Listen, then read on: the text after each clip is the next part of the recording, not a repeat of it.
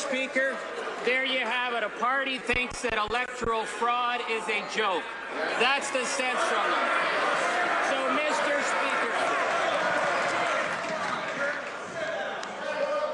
Speaker. Order.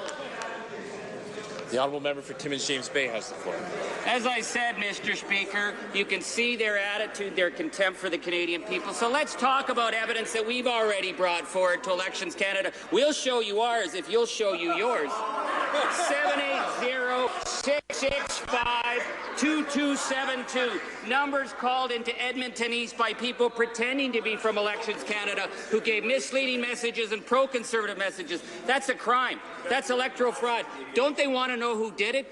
We brought forward our evidence. Who over there knows who was involved in this electoral fraud in Edmonton? The Honourable Parliamentary Secretary to the Prime Minister. Thank you, Mr. Speaker. Mr. Speaker, during the recent election, Elections Canada has confirmed that at least 127 polling stations were changed, affecting as many as 1,000 polls. This impacted on hundreds of thousands of Canadians. Like any other party, we called our supporters to ensure that they were aware of these changes, Mr. Speaker. That's the evidence. That's what we know for sure. This party has no such evidence, Mr. Speaker. Honourable member for Timmins-James Bay. Mr. Speaker, you see this arrogant attitude that it's catch us if you can. You know, that might be okay if you're Earl Jones or Bernie Madoff, but that's not acceptable when you're the Prime Minister of Canada.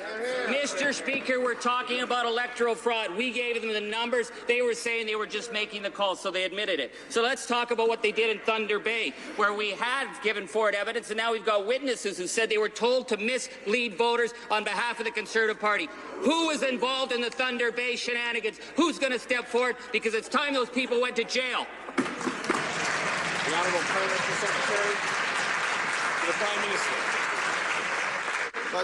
That's very interesting, Mr. Speaker. I was actually on CBC Radio this morning when the lady indicated that she was actually making those calls on behalf of the Conservative Party of Canada, providing information as to the polls that had changed. In fact, there was 127 polling locations that changed across the country, involving more than 1,000 polls, hundreds of thousands of Canadians. She was making these announcements on behalf of the Conservative Party, calling Conservative Party supporters, Mr. Speaker. We had the interest in making sure they got to the polls correctly. That's what we did, Mr. Speaker. Every party should have done the same. The honourable member for Hamilton